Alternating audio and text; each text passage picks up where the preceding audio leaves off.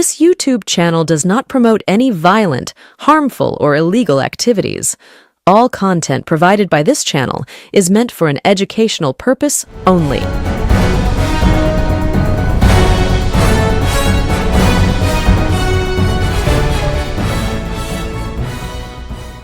নমস্কার, আমি প্রতিবেদক সায়ন্তন চক্রবর্তী। আপনারা দেখছেন বঙ্গচক্র ইউটিউব চ্যানেল। ইতিমধ্যেই নতুন একটি দল বাংলার রাজনীতিতে আত্মপ্রকাশ করে ফেলেছে। যদিও আত্মপ্রকাশ বলা ভুল, তার কারণ এই দল ইতিমধ্যেই ছিল। ত্রিপুরায় তারা ভোটেও লড়েছিল, ত্রিপুরায় 3টি আসনে লড়ে একটিতেও জিততে পারেনি। ভোট কত পেয়েছে সেটাও দূরবীন দিয়ে খুঁজে দেখতে হচ্ছে। ত্রিপুরায় লড়লেও এই দলের জন্ম নাকি এই বাংলার হাওড়ায়, অন্ততপক্ষে সেরকমই তথ্য বলছে। ইন্টারনেট বা সোশ্যাল মিডিয়ায় সেই তথ্যই খুঁজে পাওয়া যাচ্ছে। দলটি ত্রিপুরার national citizen party of India, NCPI। এই দলের সঙ্গে তৃণমূল কংগ্রেসের বিদ্রোহী সাংসদরা মিশে গেল গতকালকে। আমরা আগেই বলেছিলাম যে আলাদাভাবে ব্লক তৈরি করা, তৃণমূল কংগ্রেসের মধ্যে থেকে বিদ্রোহী হয়ে আলাদাভাবে ব্লক তৈরি করা সম্ভব না। সংবিধান সেটার অনুমতি দিচ্ছে না। 2003 সালে দলত্যাগ বিরোধী যে আইন বা যে ক্লজ, সেই ক্লজগুলো এই যে দল ভেঙে আলাদা ব্লক তৈরি করা, সেই ব্লক তৈরি করাকেও অনুমোদন দেয় না। এই নিয়ে গত পর্বে আমরা দেখিয়েছিলাম। আর ঠিক সেই অনুমোদন পাওয়া যাবে না জানতে পেরে বিজেপিতে সরাসরি যোগদান করতে এই মুহূর্তে অসুবিধা। তার কারণ বিজেপির তৃণমূলীকরণ হবে না বলে যারা বলেছিল, শুভেন্দু অধিকারী থেকে শুরু করে শ্রমিক ভট্টাচার্য সকলে বলেছিল যে তৃণমূল থেকে কাউকে নেওয়া হবে না, তাদের কথা রাখতে গিয়ে এখন ওই NCPI দলের সঙ্গে মার্জ হয়ে গেল তৃণমূল কংগ্রেসের 20 জন সাংসদ। যদিও কাকলি ঘোষ দস্তিদার বলেছেন যে 20 না, সংখ্যাটা 22 হবে।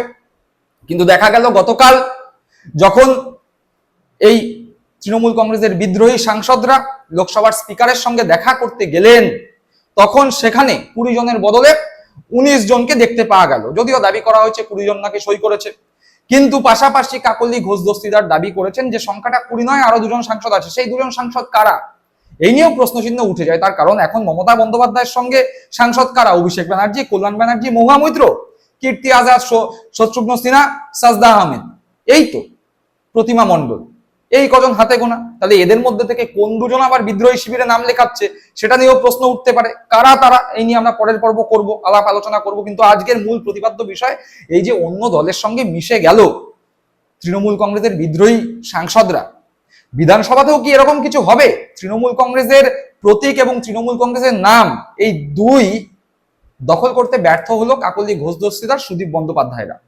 তাহলে কি বিধানসভাতেও ঋতব্রত বন্দ্যোপাধ্যায়ের নেতৃত্বে, সন্দীপন সাহাদের নেতৃত্বে, আখরুজ্জামানের নেতৃত্বে যেই 62 থেকে 64 জন বিধায়ক বিদ্রোহী হয়েছে তৃণমূল কংগ্রেসের, যে জিতে আসা 80 জন বিধায়ক, তাদের মধ্যে থেকে ভেঙে বেরিয়ে আলাদা ব্লক তৈরির কথা হচ্ছে, যার বিরোধী দলনেতা হতে চলেছেন বা হয়ে গেছেন ঋতব্রত বন্দ্যোপাধ্যায়, তারাও কি বিধানসভায় নতুন কোন দলের সঙ্গে মিশে যাবে? তার কারণ লোকসভায় যদি এইভাবে আলাদা ব্লক তৈরি না করা যায়, তাহলে কি বিধানসভায় সম্ভব?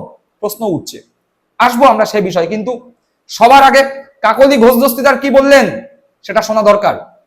देखिए, हमारा जो AITC के सांसद थे, उनमें से 2/3 20 जन हमने अलग से बैठने का चिट्ठी दिया स्पीकर साहब को, और हमारे जो सांसद है हम 20 अभी नेशनलिस्ट सिटीजन पार्टी के साथ हम लोग मर्ज करके NDA के साथ काम करेंगे, प्रधानमंत्री नरेंद्र मोदी जी के, हमारे अमित शाह जी के नेतृत्व में।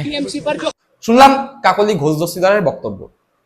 কাকলি ঘোষ দস্তিদার বললেন যে তারা ত্রিপুরার একটি দল, national citizen party of India অর্থাৎ NCPI এর সঙ্গে মার্জ হয়ে গেলেন, মিলিত হয়ে গেলেন, এবং তিনি বললেন আগামী দিনে নরেন্দ্র মোদীর প্রধানমন্ত্রীত্বে NDA জোটকে তারা সমর্থন করবে এবং দেশের জন্য তারা কাজ করবে। তো ভালো কথা, দেশের জন্য তারা কাজ করবে। দীর্ঘ 15 বছর তিনি সাংসদ, 4 বারের সাংসদ। এই 4 বার সাংসদ হয়ে তিনি দেশের কাজ করতে পারেননি। তার সঙ্গে যারা গেছেন তারাও একাধিকবার সাংসদ নির্বাচিত হয়েছেন, তারাও হয়তো দেশের কাজ করতে পারেননি। এবার তারা দেশের কাজ করতে চলেছেন NCPI নামক দলে যোগদান করার মাধ্যমে। পাশাপাশি তৃণমূল কংগ্রেসের প্রতীক এবং তৃণমূল কংগ্রেস দলের নাম, আসল তৃণমূল, নকল তৃণমূল, এই বিষয় নিয়ে তৃণমূল কংগ্রেসের আরো এক সাংসদ, দীর্ঘদিনের সাংসদ শতাব্দী রায় কি বললেন সেটা অত্যন্ত গুরুত্বপূর্ণ, শুনুন। আমরা প্রকৃত তৃণমূল আসল নকল ওসবের মধ্যে নেই, বা আমরা ওই সিম্বলও চাইনি। আমরা আমাদের এনসিপিআই এসে মার্চ করেছি, আপনাদের যে এনডিএ এর সঙ্গে কাজ করবে। আগামী দিনে নেতা কে হবেন আপনাদের দলে? না, সেগুলো ঠিক হবে।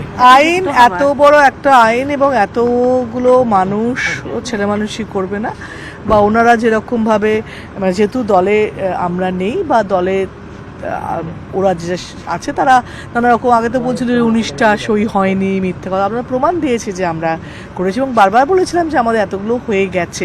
তারপরে ওরা বলছিল না, মানে সেটা তো আপনাদের কাছে সবচেয়ে বড় প্রমাণ। ওরা কি বলছে, কোনটা ঠিক হচ্ছে, বাস্তবে কি হচ্ছে, আমরা কি বলছি সেটা ঠিক হচ্ছে।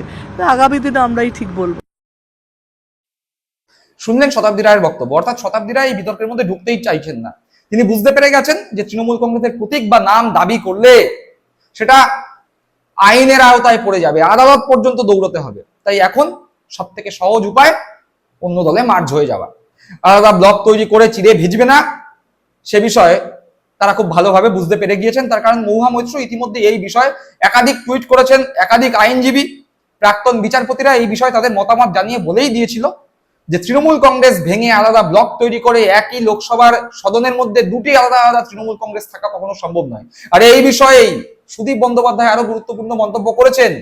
তিনি বলেছেন যে যখন লোকসভার অধিবেশন শুরু হবে তখন তারা নাকি দাবি জানাবেন যে তারাই আসল তৃণমূল, তখন সংসদ ভবনে আরো একটি তৃণমূল কংগ্রেস থাকবে যাদের সাংসদ সংখ্যা 8 হবে। সেই সময় দাঁড়িয়ে কারা আসল তৃণমূল, সেই বিষয়ে কারা প্রতীক পাবে বা কারা তৃণমূল দলের নামটি পাবে, সেই বিষয়ে আদালতে ফয়সলা হবে। এবং সুদীপ বন্দ্যোপাধ্যায় দাবি করছেন এই বিষয়ে তৃণমূল কংগ্রেসের যে প্রতীক, সেই প্রতীকটি নির্বাচন কমিশন ফ্রিজও করে দিতে পারে। সুদীপ বন্দ্যোপাধ্যায়ের বক্তব্যটি শুনুন।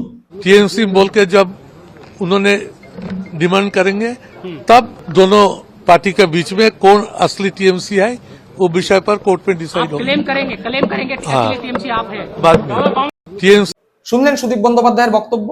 নতুন যে দল এনসিপিআই, এই এনসিপিআই যেই দলের কথা বলা হচ্ছে, সেই দল ইতিমধ্যে ত্রিপুরা বিধানসভায় 3টি আসনে লড়েছিল। এই দলটির মোটামুটি বেশ পশ্চিমবঙ্গ, ত্রিপুরা এবং আসাম অর্থাৎ বাঙালি অধ্যুষিত এলাকায়। যদিও এই দলটি নির্বাচন কমিশনের যে সংস্থা, সেই সংস্থায় রেজিস্টার করা রয়েছে, কিন্তু এই দল সে অর্থে দাগ কাটতে পারেনি। ত্রিপুরায় 3টি আসনে লড়লেও ওই যে বললাম 1% ভোটও এই দলটি পায়নি, 1% ভোটও এই দলটি পায়নি। এমনকি এই দল খায় না মাথায় দেয় ত্রিপুরার মানুষজন তা জানে না। কিন্তু এই দলের অরিজিন কোথায়, কোথায় এই দল, কোথা থেকে এই দলের সূত্রপাত, সেই বিষয়ে ইন্টারনেট ঘেটে তথ্য যখন খোঁজা হলো তখন জানা গেল এই দলের অরিজিন হাওড়ায়, অর্থাৎ হাওড়ায় রয়েছে এর অফিস বা অরিজিন, সেখান থেকে এই দলের শুরু হয়েছিল 2023 সালে।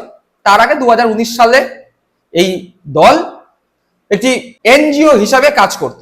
যাকে এই দলে যারা যোগদান করেছেন এখন এই দল কিভাবে চালাবেন তাদের মাথা ব্যথা, কারা সভাপতি হবেন, কমিটি কিভাবে হবে সে বিষয়ে তাদের মাথা ব্যথা। কিন্তু তারা বলছেন যে কলকাতায় এর অফিস হবে, বাংলায় এর অফিস হবে এবং সেই অফিস থেকে সাংসদরা যারা যোগদান করলেন তারা আগামী দিনে জনসেবার কাজ করবেন। পাশাপাশি পশ্চিমবঙ্গের বিধানসভাতেও কি একই জিনিস হতে চলেছে?